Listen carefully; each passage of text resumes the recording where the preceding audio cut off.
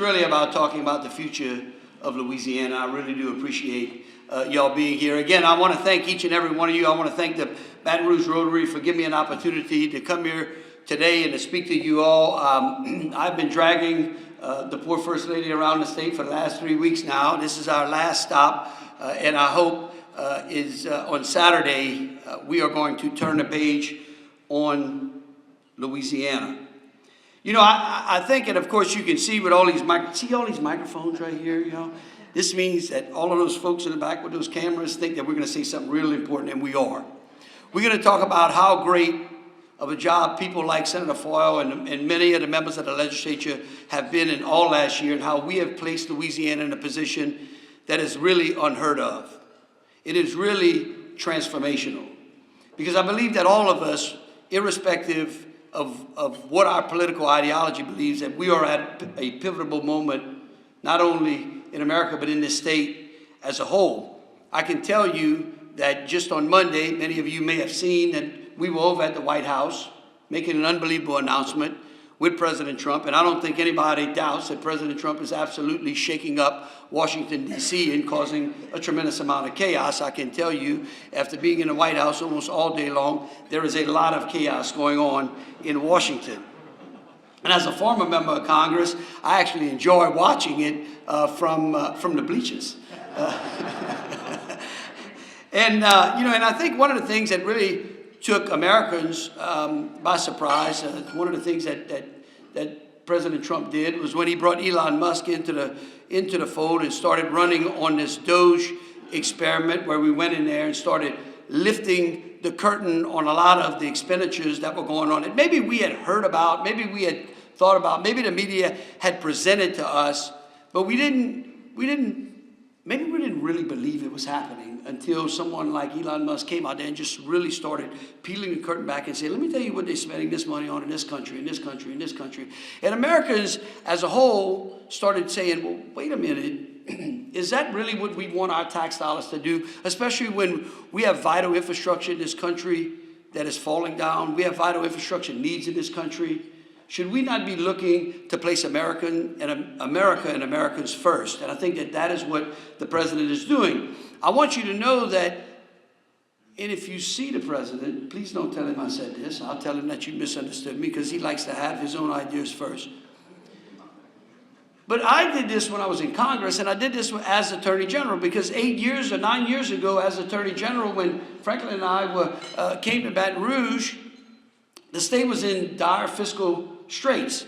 And we recognized that we had to create efficiencies. I did, because the last administration and I didn't get along too well. I don't know if any of y'all had recognized that, but they didn't.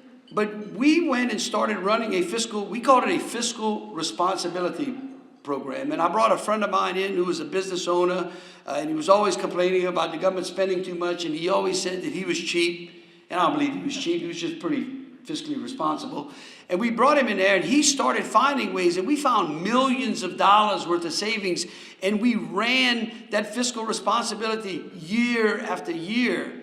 And if you go and you talk to any of the employees that worked for me over those last 8 years, they will tell you that we empowered them to find efficiencies, and then we gave them back a portion of what they saved for us. It was a real unique and great opportunity that showed me that in state government you could do that. And so we brought that program back, and because of Elon Musk, we call our project Doge. We kind of put a little accent on it, you know, and put a little French to it. And they're starting, they really are. We've got some of the legislators involved in it. We're working with the legislative auditor. We brought Steve Orlando out of retirement, and they're really starting to put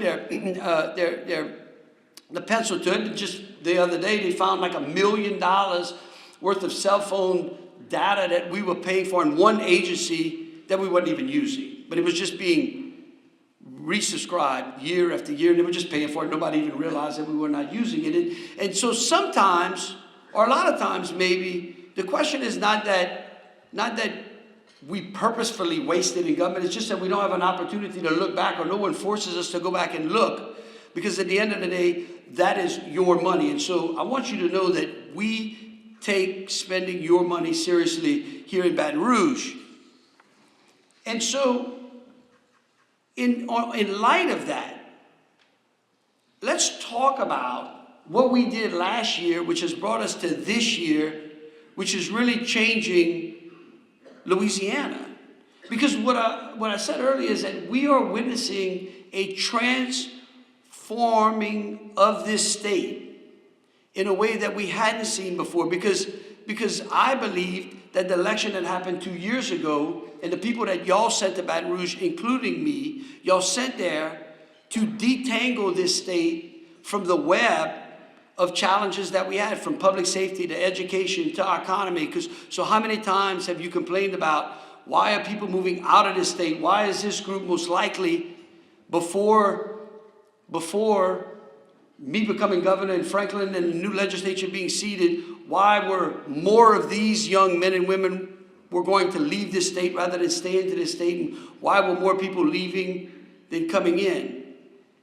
And why did we watch our southern neighbors decade after decade be able to land economic development projects like automobile plants or airplane manufacturing plants? Why did we look at a state like South Carolina, which 30 years ago was very much like Louisiana, demographically, population-wise, mean income-wise? Why 30 years later is their means income $15,000 or $16,000 higher than us? Why is Boeing building airplanes there and BMW locating its North American headquarters there? And so you asked those questions, and you said, and the people of the state said, we want to change. And so we did. And as Franklin said earlier, we took a pretty aggressive approach. In fact, those folks in the back with all those cameras and these microphones right here, just so y'all know, said we were moving fast, but they didn't realize how fast President Trump could move. It made us look like we were moving slow. But let me tell you how fast we moved. We moved immediately on public safety, okay? Because we knew that you can't build a strong community unless we have a safe community. We can't worry about our education if you're worried about just the fear of having your child walk from home to school. And the fear of having to worry about your child walking from home to school took your eye off of what was going on inside the classroom as well. And so we doubled down on public safety, and we did it by focusing on two groups. We focused on victims, and we focused on law enforcement. I mean, that's just, you say, wow, that's an anomaly. Wow, that's different. No, it's common sense, because our criminal justice system is based upon those two people. It's based upon victims, and we wanted to make sure that our criminal justice system was transparent.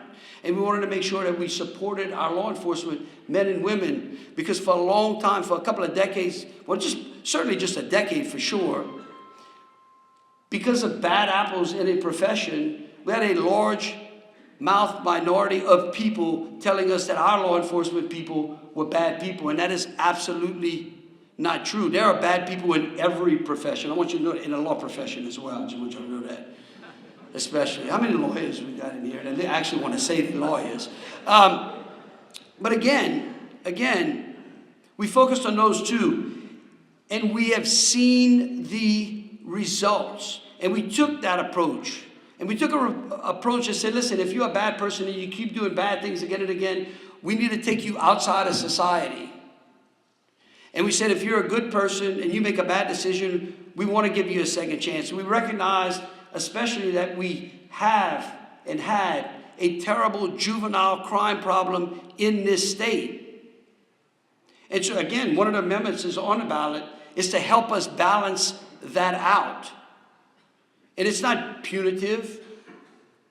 It's meant to create a system of balance that says that if you create very violent crimes, you pay a price. Because when you're creating that violent crime, somebody, that innocent person, is paying that price. But we also did things to start to repair that juvenile problem so that those people don't make those bad decisions. Just yesterday we went and announced a $30 million investment in a juvenile facility up in Alexandria, because we want to create regional juvenile facilities so that we don't ship juveniles from Baton Rouge to Alabama. We want them to stay here if they've made bad choices, so that we can rehabilitate them and bring them back into society. And so by focusing on those two people, we saw and we are seeing results. Now I know that many of you said, well, I think you spent too much time in New Orleans, because Baton Rouge has a problem as well. And I want you to know something. I feel you. Here's a little secret. We started with New Orleans because we figured if we fix New Orleans, you fix anything in the state of Louisiana. But we are getting ready to replicate some of the things that we saw and that we learned in the city of New Orleans, because there we've been able to reduce homicides about 50%, drive carjackings down tremendously, and the list goes on and on. We are getting ready to come to Baton Rouge. Get ready. It's coming. I've been talking to Hilla. I've been talking to Sid. In fact, that's part of what I was doing in the White House as well, talking to the Department of Justice, and we are going to get crime in the city under control. And so we then began to focus on education. So we brought the legislation from a special session on crime into a regular session, and we said we're going to focus on education because we're tired of being last. And we focused on two groups again. We said let's focus on parents and let's focus on teachers. Wow. That's interesting. That's the two most important people. Because the most important voice in a child's education are their parents. And the most important person in their lives during that educational opportunity is the teacher. And for some reason, decade after decade, after spending more money, because I was actually in the White House, Sharon and I were in the White House last week when the president signed his executive order dismantling the Department of Education, which I completely support. Why? Because we have spent more money on our educational system in this country and in this state, and we're getting bad results from it. Because we've taken our focus off of those two groups. But this legislature did not last year. And we passed things like health savings accounts, education savings, education scholarship accounts. And we started with the poorest of the poor and children with disabilities. And why? Because if you're a parent with a child with disabilities, your child should not be stuck having to go to a school under which there is a program, maybe at another school, that is better for that child. Because when you have a child with disabilities, those programs have to fit that disability, and not every school can fit every disability. And so that's what we did to ensure that those children have a chance as well. And then we did a Let the Teachers Teach It project, where we brought teachers in from the public school system and said, how can we better help you? How can we increase the interaction between you and your students? And they said, let me give you a list of things that you have piled onto us, making us social workers instead of educators. And so we said we were going to strip those things out. And then we did something. Now I want to see some reaction from certainly from some moms. We took cell phones out of schools. Y'all might not like it. No, it's true. Y'all can get excited. I mean, I tell you, after we did it, I had a bunch of parents call me. They were so excited. I had my nieces and nephews call me kind of like, Uncle Jeff, please don't take my cell phone. I said, you're going to be all right. Don't worry. You get it back, It's going to be good. But we talk to teachers, and we're seeing more interaction between students because of that. And then it was so funny. And then on top of that, we talk about making teachers social workers over the years. We got all these great reforms in education. And by the way, Louisiana, for the first time ever, has the highest test scores that is ever achieved in this state in America. We are 32 now.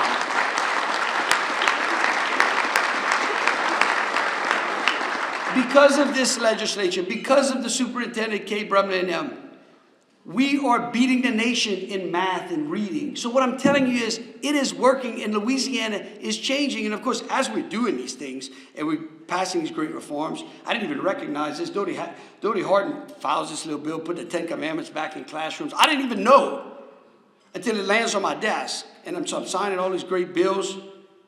And then I see this one. I said, what's this? I said, boom, put the 10 Commandments back in school. All right, that's great. Go sign this, put it over. I walk outside, and the world went on fire. It was just like people went crazy. I mean, I'm telling you, it was the most unbelievable experience of my life. I'm thinking, what is the big deal? Because isn't it ironic that from the time your child is born to the time they leave your house, which sometimes you wish is sooner rather than later, okay? We are trying to teach these young people to be obedient, not to steal, not to covet thy neighbor, not to kill, to be respectful. And those are all things found in the Ten Commandments. Like, it is a bad way to live your life. That is how far we have come. And the interesting part that I found is that the calls that I got on that bill, supporting that bill, came from teachers who had been retired for 50, 40, and 30 years in the system at a time when we respected the natural law in this country, which this country, by the way, was founded upon, which are found in all of the founding documents. And they said, we have watched as those things have been replaced in our schools, the decay of our school systems and the failing grades in math and reading and other subjects as well. And so I just tell you, when we go back to those core principles, we will be great again. And so then we said, well, that's not enough, because we know we have to focus on the economy. And I'll tell you this. We are on the move when it comes to job creation. And the way and the reason that we are on that move is because right before Thanksgiving, when the legislature did not want to come back, Frank's going to tell you that. They were tired. I said, y'all got a little bit more in you. And I promise you, if you do this, I'll give you all a turkey, which I did. You got your turkey? I did. We said that we are going to put Louisiana in a position so that businesses, so that corporate boardrooms, so that those in foreign countries who want to invest domestically into this country and create great paying jobs will look to Louisiana once and for all. And the reason they have not is because of our entangled, complex, and archaic tax policy. Y'all have all, I notice this is all businessmen. I want you to know these are mostly business folks. Okay? And they complain about it all the time. And legislature after legislature have tried to do it. And I'm going to tell you what, in two weeks, we changed the dynamic and the trajectory of the state. And we did it by focusing on the Tax Foundation scorecard. Okay? And if you don't know what the Tax Foundation is, go look it up. Whether you like them or not, it doesn't really matter. I'm going to tell you something that is factual. If you look at those states in the bottom, the 10 states in the bottom spots of the Tax Foundation, and those states in the top 10, there is a clear difference between the means income that a family earns in the bottom states and in the top states. It's demonstrable. You cannot argue it. We're talking like 11, 12, 18, $24,000 between what the family in the top 10 is making and the family at the bottom. And guess where Louisiana was? In that bottom. And these children deserve families with more income. And you get that by improving your tax policy in the state. And we went, in that tax package, we went from 42 to 25. Now, we're not in the top 10. We started off in the top 10 with the package. We couldn't get it there. But we said, we're not going to throw the baby out with the bathwater. We're going to keep working. And we want an opportunity to keep working. Because I can remember when LSU was really bad, we were just wishing to get in the top 25. And we made it in the top 25, and then we got into the top 10. And that's what we're going to do. And that's what I'm here to tell you about. Because never before has the future of this state been placed in the hands of the people than it is today. And if you don't think that all of the great things that we did, all of the things that I'm talking about are great things, before I go over what is contained in Amendment number 2 and why you should go vote on Saturday, let me tell you what that momentum looks like. Because of what we did on public safety, because of what we did on educational reform, and because of what we did right before Christmas, we went over in December with Susan Bourgeois and them working all last year. Her and her team at LED are unbelievable. They're the greatest in this state, I can tell you. We went over into one of the poorest parishes of this state, into an area that had never seen economic development before, other than agriculture. and we dropped a $10 billion AI facility under which Meta is going to make that the largest AI facility in the world.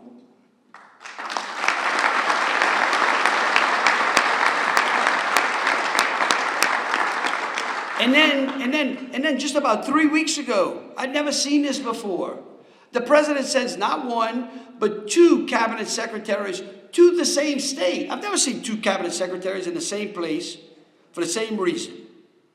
And 3 weeks ago, I traveled down to Plaquemines Parish, where Venture Global announces an $18 billion LNG expansion, making that site in Plaquemines Parish the largest construction project in North America. Has that ever happened?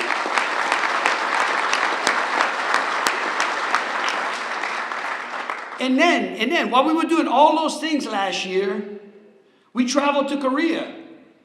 And of course, I don't know, some in the, maybe not these folks, but some in the press were trying to criticize me for going like I was going to go sunbathe in Korea. Okay? We travel in a very compressed timeline, because we did it right before the tax session, to talk to executives in Korea.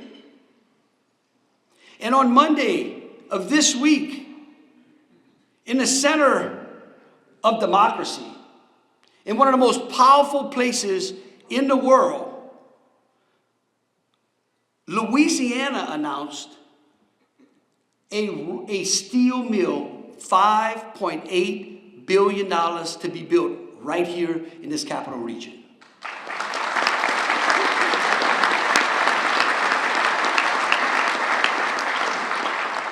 And we got more. I'm going to tell you, I believe that by the summer, we'll have $50 billion worth of projects in this state. $50 billion worth of projects in this state. I got a lot more I can tell you, but they told me I only got 10 more minutes. But let me tell you, never before has there been $50 billion spent in this state in private money. Never before has Louisiana improved its educational standings like it has right now. The ability to keep that momentum going is now up to you. And I get it. Saturday, it's probably going to rain. We know it's not one of those real fancy elections where we got colorful characters on the ballot. It's just amendments. But let me tell you what that amendment does. It is probably one of the most responsible things that the legislature has ever done. It permanently lowers your income tax, permanently. And it sets the path for us to eventually eliminate the income tax in the state of Louisiana.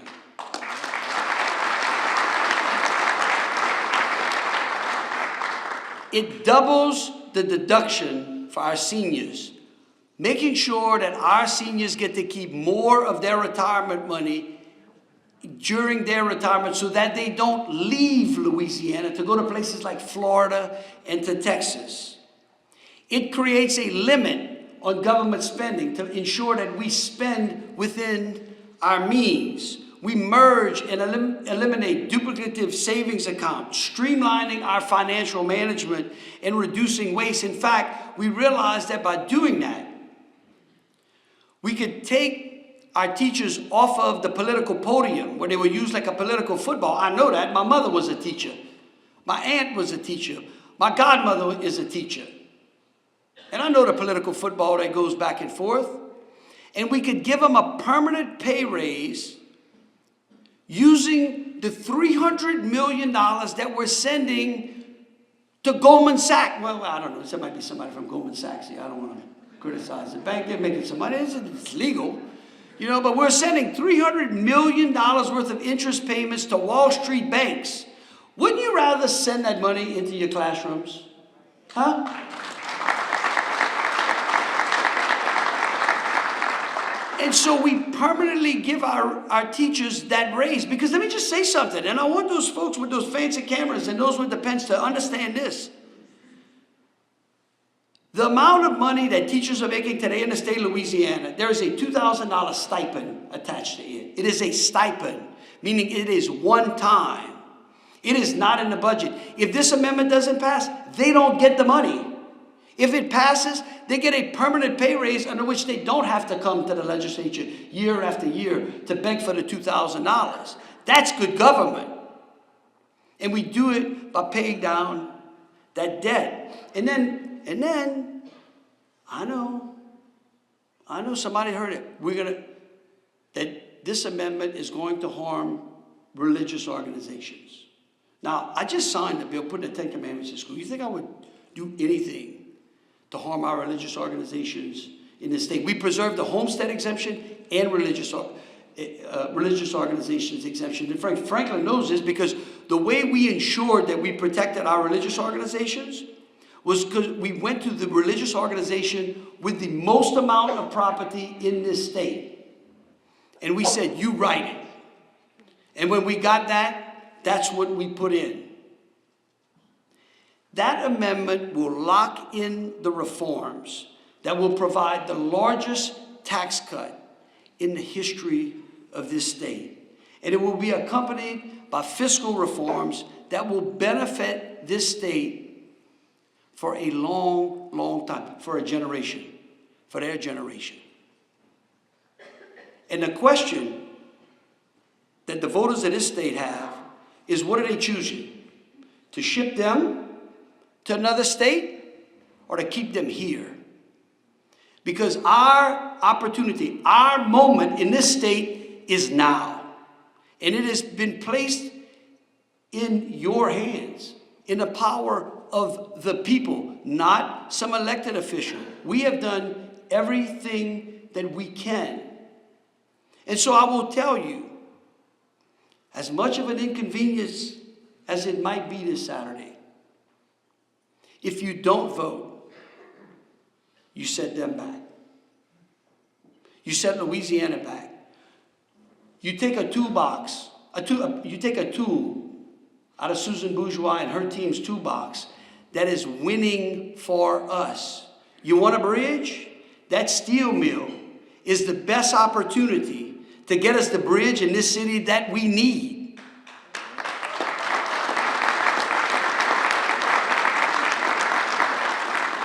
And we got another surprise for you next week, okay? That is only going to further enhance it. The good news, I know, I'm gonna stop. I know y'all not used to so much good news. Y'all are like shocked, okay? That's the problem we're having in this state. We got a group of people out there that they just don't know how to win. They don't know how to enjoy success. That is what Susan and them have done over at LED. That is what Franklin and them have done at the legislature. They have done what y'all have been asking us to do. And now we've placed it in the hands of the voters. And here's what I'll tell you. You will look back, and a little election in the spring, with probably not many people on the ballot, will become the defining moment in this state. It will determine whether or not we continue the success that I just laid out for you, and so much more, because we have so much more potential, or whether or not we go back into the grind of fighting and nagging of teeth and the usual booms and busts that this state and our people have been so accustomed to. It creates the cultural change that we need to keep people in this state. And guess what? Last year, at the beginning of this year, I don't know if y'all know this, but for the first time in decades, the Census Bureau reported that 30,000 people came to Louisiana rather than 35,000 people leaving Louisiana.